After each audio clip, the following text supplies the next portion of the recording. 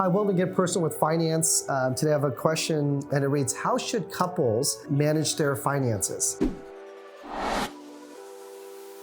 So because obviously what I do, I work with a lot of couples. And so from my experience and with my relationship as well too, granted I got married much later and for me, it was really important for me to come into the relationship with my girlfriend and then my wife, my girlfriend who became my wife. But it was really important for me to get my own finances together. It's just something, again, I practice what I preach and what I do for a living. So it's really important that I have my finances together. And what that meant for me was I don't have debt issues or debts that I'm concerned about. I have good savings. Let's just say I don't have to stress about money. That was really important to me, that my home was almost paid off, or I have my own house. I was able to retire my parents, like things like that. That was really important for me to do first before I started seeking, a life partner or relationship. So, and fast forward, I have 2 kids. So when it comes to personal finance for couples, there's not a best tool, I would say, but the best practices are very simple. Like any relationship, it needs to be open and it's built around trust. And part of earning trust is being open, communicate. So it's really important to build an environment and not to make it awkward as well too. Let me begin with this joker. So that goes with more people are more open about their SEX, because I believe YouTube would censor me, life than they are about their finances. And that's true. More people are open about, their life, SEX life, than they are about their finances, for good reason, because it gets very personal. And it's one of those things where like the subject of personal finance is more personal than just about the finance, right? And so it brings up emotions, it brings up like childhood memories, like how your family deals with finances. But all those things are important to build a good relationship. Like my wife and I, the reason why our relationship is great, or how we became to be husband and wife, is because we have a lot of common values, right? Faith, family, our careers, our dedication to the things we're passionate about. So all those things are important. And part of that is how we manage our own finances, just like how you manage your own health, right? Your personal hygiene, health. Again, don't make personal finance a hairy subject. And the only way I know how to not make it something uncomfortable is educate yourself about it, right? Like this is a good video. There's plenty educational resource out there, because we make it personal. That's what it makes things more complicating. But again, it kind of boils down to just how you manage your money. How does money come in and how does money come out?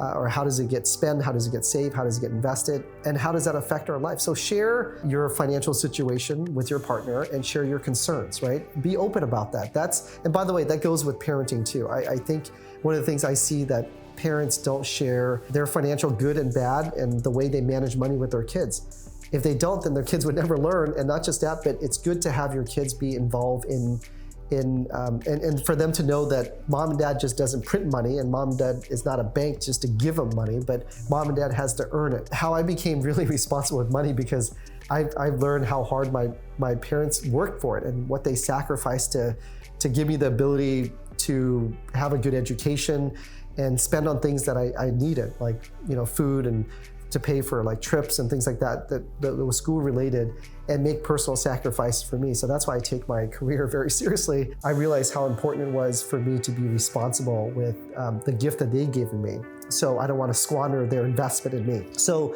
with that being said, yeah, share. That's what it's all about. And you can start with something as simple as like, growing up, this is how my family dealt with money, and this is what I learned from it, right? Like, how did you learn about personal finance, right? It's just good to ask, and did someone teach you? Like, what was some of the mistakes you made? You can be the first to share, to initiate the conversation, right? But again, it's an area that I can tell you that, just like something I learned in meditation, to be present. If you bury an issue, you buried it alive, right? So you got to recognize your situation and your concerns and address it by bringing it up. I mean, it's really that simple. And your partner, part of them being your partner is that they respect you. One thing I've learned, and same with how I practice, I have to respect my clients. Even though I can tell them something that obviously would make sense financially and the numbers make sense, but I got to respect their decision. If their decision is not to do it, that's it. It ends there, and I got to respect and give them time to think. But I owe it to them to give them the information and to share. It's up to them what they do with it. I'm not here to force them to agree with what I think. Again, my role as how I practice is I'm their CFO, right? They're the CEO. So part of being respectful is being honest and open. It is what it is. It's just the emotions that we attach to it that makes it so hairy or difficult to share. So for couples, take this as another way to take your relationship to the next level, right? So you can be closer together. And when you're married, everything is together. That's part of intimacy, right? Is you know each other's quirks and the good, the bad. And yeah, right? You don't want to surprise somebody. Good surprises are okay, but bad surprises not okay. Like you had, like a credit card that you co-signed with somebody that you really regret. You might want to bring that up because that's part of caring too. Part of being caring for somebody is being honest with them so they don't get hurt or they don't get surprised or they don't or what's more important is that they misunderstand your intention. It just could be because you don't want to hurt them or some way, but they may think differently. They just want you to just tell them, right? And that's something I learned too, even with my clients professionally. If something is not working out, I want to be the first to tell my clients. I don't want them to then have to discover it and call me. I want to be the one picking up the phone and telling them first about it versus them asking me about it. I'm just not in a good position to be effective if you're not the one bringing it up. If this is the person, especially you want to marry, this is going to be a long journey. So again, it's really important to be open about it. Just like how you have to take care of yourself physically and your own good health, right?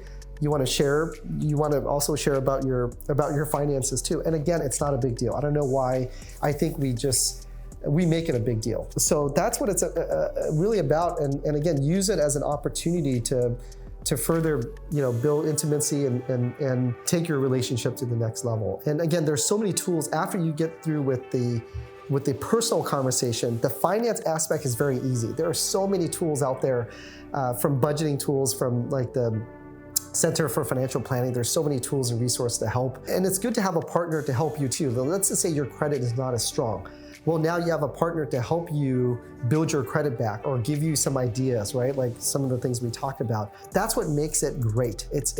And I can tell you this, just so we're clear, like I've made some bad investments and some bad financial decision too, right? Because they're short-sighted and I wasn't informed, and we learn from it and then we get better, right? So it's nobody's perfect. I think that's really important. Like, I don't know why I think we have this perception that everything has to be perfect.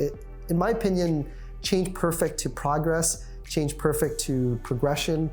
And we're just constantly getting better, right? They're little hiccup. It's not something that destroys you, right? And even a bankruptcy, like I don't have one, but even those over time can heal, right? And they get removed from your record. But what's important is how future focused you are. Well, you have to be future focused, where you're going, right? That's the past. You address it and you take care of it and you move on and then you're better. I cannot tell you, like a lot of my clients who are obviously now very successful in their own way, and let's just say they have their finances together.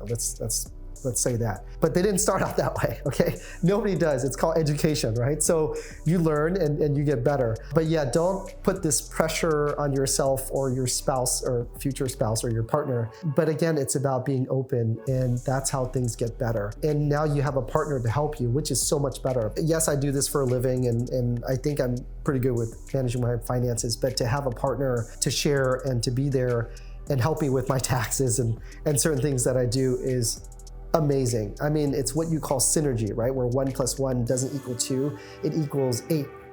8's my lucky number, right? So, and so much more. And I cannot imagine not having a relationship with someone I care about and not sharing with them that part, which I think it just is, right?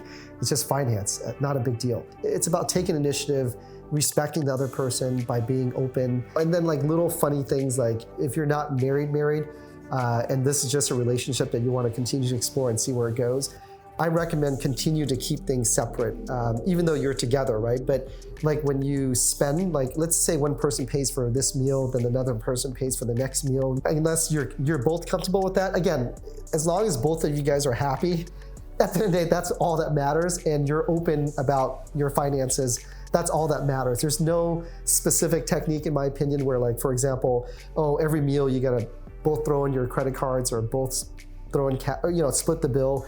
you can do, one would pay for this meal, one would, again, work it out amongst each other, and as long as you're happy, and that's all that matters. So there's no fine way, but my general recommendation is, again, don't start co-signing anything, because that's literally, when you co-sign, that's a marriage. For example, let's just say things broke off or whatever, and then now that debt is still together. It is until that debt is paid off. So let's take, for example, when we co-sign something, obviously there's that money liability that we have to pay off the debt, right? As a couple and you're not yet married, and even if you are married, and then your relationship no longer works, let's use this example. Let's say you co-sign and you bought a car together, and you're no longer obviously together. So besides being on the debt, the car lease or the car title, you're also, if you did not remove yourself from title, and you also jointly own whatever, a home, a rental property, a car that's jointly owned in title, and you forgot to remove your title, and let's just say there's a liability legal issue, guess what? You're now on the hook. So like, for example, a home, right? So a home is a mortgage, so that's on two people can, like you co-sign, so you're stuck there. But the title of the home, if you no longer live there and it's not yours, or your ex is no longer a part of it, then you need to remove that person. So now it's all yours. So, or the reverse, let's just say it's no longer yours and your ex is on title, and then there's a legal issue. Now you're also responsible because you are the responsible party. You own that property. They will go after the owners. So that means, who's the owner? Oh, this person and this person. Even though you didn't do anything, because you have ownership, you have liability. So another thing to think, so not to scare you, but that's just a reality, again, to be aware of, is you don't have just a monetary liability, right, that you're married to. Literally on paper, that's what they see it as. You're married, you're committed. And then you also have the title of the ownership of that particular property that you bought together. And that's why it's important, by the way, not to get into insurance, but to have really good insurance and to have a good umbrella policy, because any damage that's above your basic coverage, your umbrella policy will step in. And it's a really affordable coverage that covers your home, auto, anything that's above your coverage. An umbrella policy would cover that. But that's a whole other issue when it gets to like family finances. But it's important to be aware of and for you to know. So it's important to keep, as you're dating or and you do want to take your relationship next level, and start opening about your financial concerns, your financial situation, just how you manage your own finances. Keep things separate. It's simple as that, right? Just like between friends, that sort of thing. Do not ever co-sign, and we'll talk about later. But keep things separate. So spending, just split it down the middle, or just do it where you're paying for one meal, the other person pays for another meal. Again, at the end of the day, it's as long as you guys are both happy and together, that's what is important. But the key is keep your finances separate. Do not co-sign, do not have joint anything, because if you do that, that is literally, you are married on paper from a financial standpoint. So with that, please I'd love to hear your comments. Please like, subscribe, and I'll see you in the next video.